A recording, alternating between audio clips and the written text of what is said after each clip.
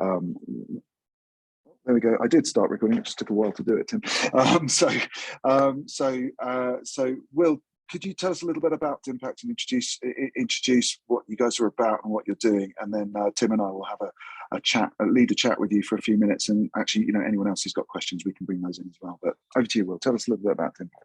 Cool. Yeah. So yeah, nice to see all of you. So my name's Will. So I work for an organization called Carnstone. So we're a consultancy that specializes in sustainability and corporate responsibility. So we run something called the Responsible Media Forum with a bunch of big media companies involved. And that's been around for ages, and it's sort of been like it's where sustainability people come together to think about sort of the broader sustainability issues that like the media sector faces. So it covers everything from sort of operational issues all the way to kind of the social and environmental impacts of the content that people these media companies are putting out there. Of course, you would have seen a lot of the big broadcasters are signing up to pledges on, say, content and things like that, to kind of say, well, we're promoting sustainable lifestyles in our content. But yeah, a few years ago, they came up with, in a forum like this, probably they came up with this question. It was like, if we're going to be putting out all of this content on, encouraging people to switch to sustainable lifestyles, do we really have a good handle on our own operations and actually broadcasting the content itself? So, a lot of companies at the time, as part of that, were sort of starting to, see significant upticks in their streaming platforms, but still had lots of broadcasts. They had a good handle on the broadcast, especially the UK broadcasters, because they could just essentially go to Arqiva and just ask them, hey, what's the energy consumption of our muxes and things like that. Of course, with streaming, it's a little bit more complicated. And really what companies were keen to do is just get some numbers with some form of credibility to be able to say, okay, so if we're looking at our streaming platform, this is a model that we've used. And this is kind of at least a way that we can articulate the impacts of streaming. Because if you don't do that, and as we've seen, the media come out and do that for you with botched numbers and vast extrapolations of outdated data and things like that. So the BBC had done a bit of this work, actually. And they had been working with the University of Bristol, and their feedback to us was, and to the rest of the group, was really, don't try and do this yourselves from scratch. We've already done a lot of the work, and the University of Bristol team have a lot of this knowledge. So what we did as Carnstone, as we set up DIMPACT, and that was really to focus on this more kind of technical question around the impacts of streaming. So we set that up in 2019 and kind of got a tool up and running.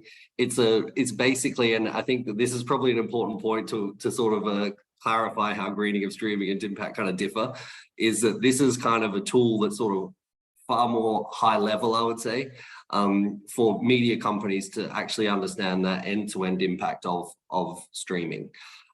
So that's live, that's been going for a while. But of course, kind of, I guess, recently, what we've seen is that there's various questions about how to account for these emissions. So, do these fall under the, scope 1 and 2? Are they in scope 3? Are they fully out of scope? Can we justify that they're going to remain fully out of scope and things like that? And I think also kind of what can the media companies themselves do about it? So, we've had lots of questions about things like ISPs, does less data actually equal less power consumption and therefore carbon emissions? And, I'm sure those conversations have been had. I mean, I've seen Tom talk about this in presentations before. So I think our view on this is all aligned, and it's very much, it depends. Are you contributing to a peak event? All these type things. It's more complicated than just saying if you reduce bit rates, then you will reduce energy consumption. So really, I guess in summary, so the DIMPACT kind of represents the sort of the brand names on digital content and digital media and entertainment products, and really just sort of tries to support them to become stewards of this value chain. I know that the conversations within greening of streaming are far more technical. I couldn't join the full call, but I've seen a lot of the great work that's going on and caught the back end of some of the working group updates. And it's sort of, we see really good opportunities for kind of partnerships based on the measurement work and everything going on to kind of provide the feedback to kind of say, sort of, this is the responsibility of our CDN providers and encoding providers and things like that. However, there's also a responsibility, these are the things that the media companies themselves can do. We see that kind of thing with companies like AWS with their sustainability of the cloud, which they're responsible for, versus sustainability in the cloud. I mean, I don't have a full view on that, but I think that kind of, it gets towards kind of that shared model of responsibility. And that's kind of what we're keen to clarify, because I think that, there's a little bit of paralysis from the media companies in terms of what they do. And of course, they want to have a real world impact. They don't want to greenwash by saying that they've saved so much tons of CO2 when in reality, they actually haven't. They've just used a model that's incorrect for that sort of forward looking view. So these are the kind of things that we're looking at the moment. That was a bit of a whistle stop tour. That was absolutely awesome. Well, really, and I think one of the things that's interesting, behind the scenes, we get on really well as organisations. We've had lots of chats and lots of share. I think we understand where we're both at, but I think the media kind of want to set the fact that we've had different approaches in building these models up as something combative, and I don't think that's intentional at all. It's all about we have different pools of information that we can draw on, and I think very much as we build our data sets, hopefully working group 4 starts getting some real data flowing, we intend to feed that into working group 9, which ends up in Bristol's hands through the academic liaison. But also, I don't want to sort of preempt anything, but we've been having chats about similar affiliation that we've done with IABM and with DTG and other groups. And hopefully, I think once we can formalise that between DIMPACT and greening and streaming, that will bring some peace to all on guard, hard shut. Oh, Anthony, you're unmuted. Hold on a sec. So I think hopefully, I think hopefully once we sort of if we can formalise that publicly, I think that will help quite a lot of the organisations understand these pools, and that we are really quite closely aligned and working to those similar ends. Before I waffle on, I'm sure you've all had enough of me. Does anyone have any other sort of any questions for Will, just to talk about the work that they've done? And Tim, perhaps you've got something that comes to mind. Yeah, I do. I've got two things, but I'll ask the one that's sort of most pressing to me. So I come out of a background of motion picture, video conferencing, and streaming. And I know it's different in different parts of the world, but when a large media company commissions a production or goes to Sundance and buys a production, one of the questions that I think is being asked here in the States is, are they responsible for the carbon footprint of the production if it wasn't something that was in-house for them? How do you handle the accounting of the independent production houses that feed into these media companies? Yeah, I think that I mean, it's definitely, production is something that we've seen Albert do quite a lot of work on. So we kind of tried to set DIMPACT up so that kind of we kind of pick up where they leave off. But I mean, my experience is that if you're commissioning a third-party production company, that becomes your scope 3 emissions, and is very much required if you're going to set a net zero target. You have to include the emissions of those productions, and then sort of demonstrate how you're kind of fast tracking those productions from decarbonizing. And it's sort of, it's kind of like a lot of what our clients or the DIMPACT participants are working on, is that production side. They have that direct contractual relationship with those production companies, and can and are sort of putting down specifications on what they want and things like that. Maybe it's asking them to use the Albert tool, maybe it's asking them to reduce business travel to sort of remote filming sites and things like that.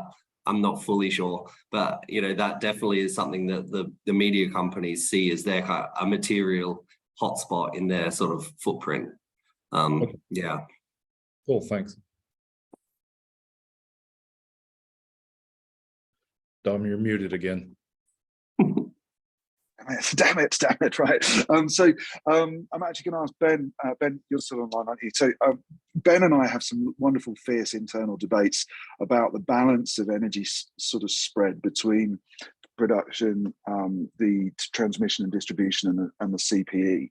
And I don't know anyone who's more orthogonal to me in terms of what our expectations are in terms of that balance.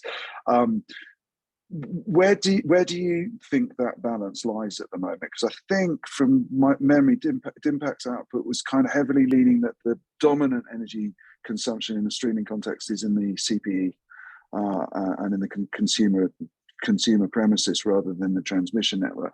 And I think that's very aligned with Ben's thinking as well. And Ben, your UHD forum, isn't it, that you've been sort of looking in that space in?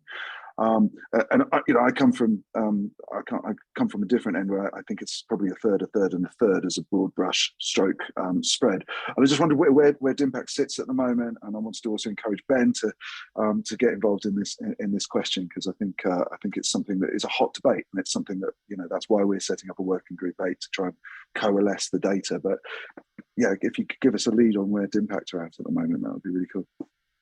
Yeah, I mean, I think from the data that's visible to us, we kind of see, it being in the home. I think it's of course varies in terms of your viewpoint and how you account for these things. So the reason something like CPE is quite high is because the way in which the University of Bristol have recommended that we allocate that to any given service is based on data volume. Of course, this doesn't talk to anything to do with the dynamics of how the power consumption changes of these devices. We've tested modem routers and they don't really change regardless of the utilization in terms of bandwidth and things like that. Probably varies more depending on sort of Wi-Fi connections and things like that. But the reason that might pop up high in some of our and the sort of the Carbon Trust white paper and video streaming is because they're saying, in the UK in 2022, the average data consumption per month in a household was 453 gig, and someone watches X amount of Netflix. Therefore, Netflix is responsible for 100 of that. So you take a quarter of the, if you're thinking like live in terms of wattage, you have a CPE that maybe is like 10 to 15 watts. A television anywhere between like 30 and 150 plus watts, and then a set-top box potentially, which is 15 to 20 if it's a complex one. Jens Malmedine's done some research that finds that kind of the access network is sort of 5 to 6 watts and the core network is 1.5. These are all very broad brushed, and of course, we often worry that when I hear Dom say that he's got a different view, I am very worried that there is something that we're missing. Of course, we see reports from the cloud service providers as well, and they're coming out at really quite low. Even if you do use, say, the cloudcarbonfootprint.org methodology and actually look at sort of CPU hours and things like that, it still seems like the energy consumption is coming out at sort of relatively low. So yeah, these are some of the things that we've looked at. But of course, Dom, I know that there's just so many wrinkles to this in terms of like, what are you spinning up ahead of a live event and how long beforehand and things like that. And they're kind of the complexities that we're really hoping to sort of lean on Creating of Streaming to give us some clarity on, to actually understand kind of, what are these levers and what are the decisions that sort of media companies can make. Well, fantastic, Ben. Yeah. One response to you were saying one third. I have seen at least half a dozen really serious studies by BEREC, by the ADEME in France, who do the model. I've never seen it go as low as a third. For the lowest I've ever seen CPE with the home environment go is 50%. And the very latest data from March this year from the ADEME, the French official body for that, is 80%. It's 79%. It's sort of, so it's 5% for the networks, for the core networks, 15% for data centers, and 79, so around to 80. One of the issues I have with that, and we joked about it yesterday, Dom, at the event the day before, is what I call scope 4, because basically the energy being consumed by the TV, by all those pixels on the thing, is in scope 4, if you think about it. I mean, whose scope is that in, that energy? And that, because it's in scope 4, it's in nobody's interest to do anything but make that be the biggest culprit because it's somebody else's problem. So I think there's kind of a natural tendency to just throw all the problems, as much problems as we can there, because it's not our responsibility. So I'm kind of thinking that the industry needs to create an organization, and we could call it scope4.com or something like that. Who's going to say, well, this is actually my problem? Because it's no one's problem. So I think you just came up with the nickname for our new working group 8 there, and I think if we can get, I mean, you know, well, I'm really hoping we can get an affiliation between the organisations going, and very much invite you to come into working group 8 as it forms, because it's, you know, it's an area where we've kind of had lots of discussion with other people, and I'm leading some quite strong contrarian views, and I think I've found an ally in Rudolf Vanderberg as well, who seems to be in a similar mindset. And I think we need to have quite a good, robust debate about this, because, as you say, one of the problems is when you measure a stream in the moment of the stream. I think that the balance of energy is probably much as described by both of you. But I think, as you alluded to, I think the problem is that we're not talking about the availability of infrastructure to deliver the stream, which is on for 24/7 around the actual in the moment usage. And I think we need to understand that, because otherwise we are going to work on the wrong problems. And fierce debate is important. It's very important that we decide where we get the data set from. Just to give you a war story, I can't name the operator because it would be too shameful for them, but speaking to multiple R&D engineers who work on this subject, I got what is, and a question to everybody here, what is the ratio on power consumption using let's say a 4G network, let's not complicate whether it's 5G or the most prevalent 4G, versus Wi-Fi plus ADSL, Wi-Fi plus fiber, I mean. So Wi-Fi plus fiber is supposed to be, you know, the cleanest way of doing stuff. And I've literally seen figures from within the same operator go by a factor 4 to a factor 20. So it's at least 4 times better to use the fiber, and up to 20 times. And there's just so many ways of slicing and dicing this, that even within the same organization, you get figures varying between 4 and 20 as a factor. So I don't know, DIMPACT, where do you get the data for to kind of work on these things? I mean, it's generally kind of high-level academic studies that kind of, you know, we're using sort of you know, intensity factors, and yeah, we know that this has a shelf life. That these were used as a sort of almost kind of a stopgap to sort of help companies to actually put some information out there that can be referenced back to sort of credible academic sources. We know that it will vary by country. You know, even with things like 4G, it will probably vary by kind of where in a country you are in terms of, you know, when topology and things like that comes into it. So yeah, we're really interested in these questions about kind of what are the actual intensity factors that should be used, and yeah, how do you allocate for, you know, this sort of the system infrastructure availability and overheads and things like that.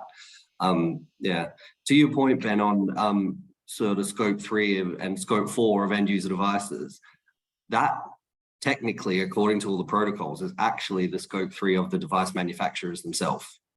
So, you know, they're supposed to account for the energy consumption in the use phase of those devices.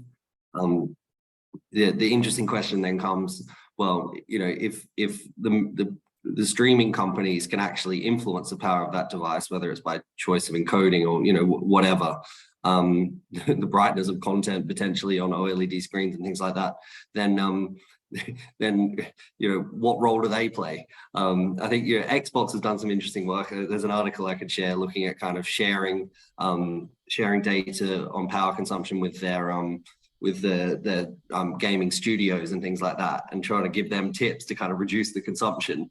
I suppose the challenge there is if there's no sort of formal accountability to anyone else in the value chain, then, you know, why would they do that? They'll just purely prioritize, you know, you know, perceived user experience. So yeah, that to me is a really interesting question, and yeah, one that we're, you know, trying to keep an eye on and get some clarity on as well. So, Will, one of the things you mentioned was sort of I think you sort of described the glacial pace of change, you know, or the paralysis with some of the companies in the industry. I rewrote an article for Dom for the SMPTE journal that'll come out in a couple months, And we actually talked very much about this, where there were recommendations, say in the US back in 2012, to get rid of hard drives and DVRs. Those recommendations were never really implemented until about 2021. And now CTA and others are saying, hey, look at us, we've reduced power by 85%. Well, they could have done it a decade ago because we were going from 17 watts to 2 watts.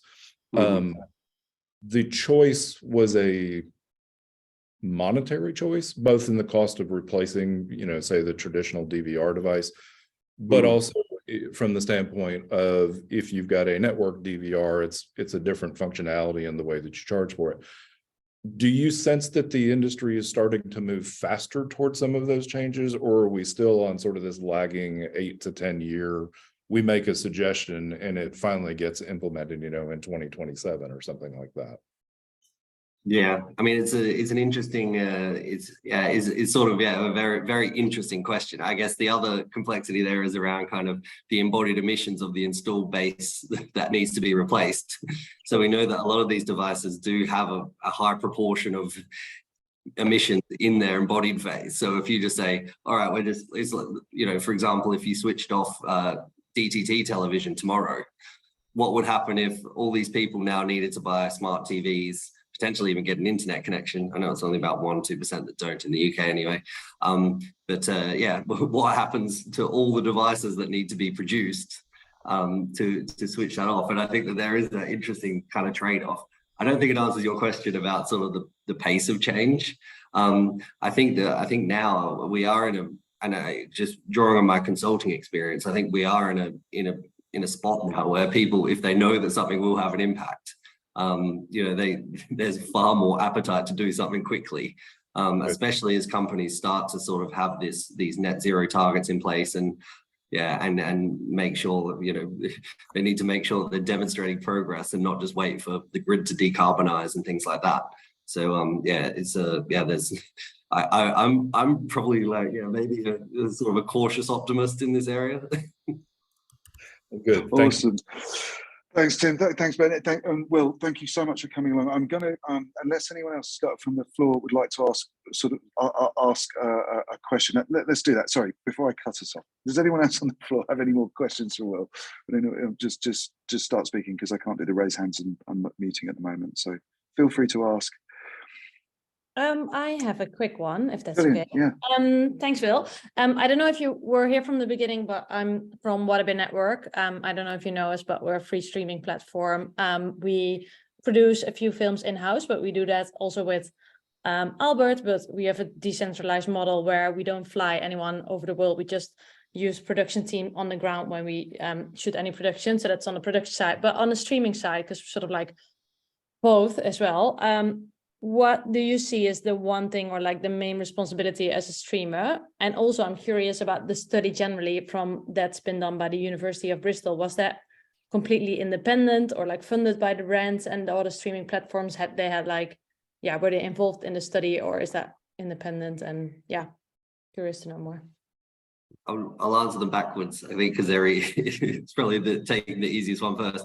So the BBC, the research done by the University of Bristol was done with the BBC. So it was sort of, I don't fully understand the funding arrangements with that, but I'm assuming there was some kind of that's kind of it was done kind of with industry and not completely independent. To your point about kind of what streaming companies sort of can do, I think kind of our sort of initial recommendations are really just sort of aligned with what a sustainability team might do, regardless of what it is, and actually just sort of start to educate themselves on who is providing their services and what the sustainability credentials of them are. And I think the EBU's done some work looking at, say, for example, cloud service providers, and what questions to ask. We've done similar things, and we still continue to ask them questions of these sort of customer sustainability tools and things that they've put out there. So I think that's really the first place to start. I think kind of, with the guidance of academics involved, which has been really, really helpful, is really to just make sure that kind of, some of the technical interventions that we actually sort of, have sort of at least a broad understanding of the kind of the causal net impacts, because we know that kind of with a complex system, kind of it can have unintended consequences if things sort of start changing around. So yeah, I mean, I think that kind of, yeah, just those sort of questions of your partners really, I think is sort of the first place to start. So yeah, that's what we see a lot of our companies doing, and sort of engaging more closely with their CDN providers, cloud providers, and all those others that they use to deliver their content. Awesome, fantastic. Well, so I think I'm going to draw it to a close there, because we've done about half an hour, and that's a good length for the green stream. But I think as anyone who's tuned in and listened to this, either live or on demand, will realise there's just so much to discuss in this space. And I think the more we can get around the table and get these conversations going, the more that there's just so much interesting elements and viewpoints to sort of coalesce. So can't thank you enough for making the time this afternoon. Look, you know, I will pick up with you afterwards and see if we can sort of get that formalization of relationship between Goss and DIMPACT Carnstone sort of a little bit more on the table. But for now, really like to say thank you, and look forward to speaking to you in due course. Yeah, thanks so much for having me. See you later. And then, just saw Felipe's cat walk past. So, and I'm just going to leave you with a parting discussion poser, because it was fun. So around the table at breakfast this morning at the Mile High Video Club, there was a debate about embedded emissions and migrating to new networks, and how we could clean up with the legacy network and recycle kit and so on. And I threw a poser, which I'm just going to throw at you all here, and I'm not going to try to answer it, but the poser was, if we were to take the entire internet and pull it out of the ground, or at least replicate it and pull it all out of the ground and stick it into an incinerator and burn all of the kit and turn it into energy, how long would it power the internet for? Is operational energy a small function, or is it a very big function of the overall embedded emissions? And should we be building more efficient networks more quickly, or and burning the old ones to fuel it, or should we be leaving the old ones running for as long as we can? So I don't know the answer. It was a great poser at breakfast, and I left them raging with the conversation when I came up here to start this meeting. So hopefully that was a fun one to finish with. Thank you so much. Thanks, Ben, for running the slides for me. Thanks, Tim, for helping on the Q&A and helping with preps. And thanks to all working group leads and everybody for participation and for coming to the meeting. I will try to get the minutes and the recording of this up onto the hub as soon as possible, but I don't know how I'm going to do it with my iPad. So this will be a little adventure for me over the next 24 hours. Look forward to seeing you on June 7th, and do sign up to the event in Brussels. And for now, that's it. Thanks very much. Bye.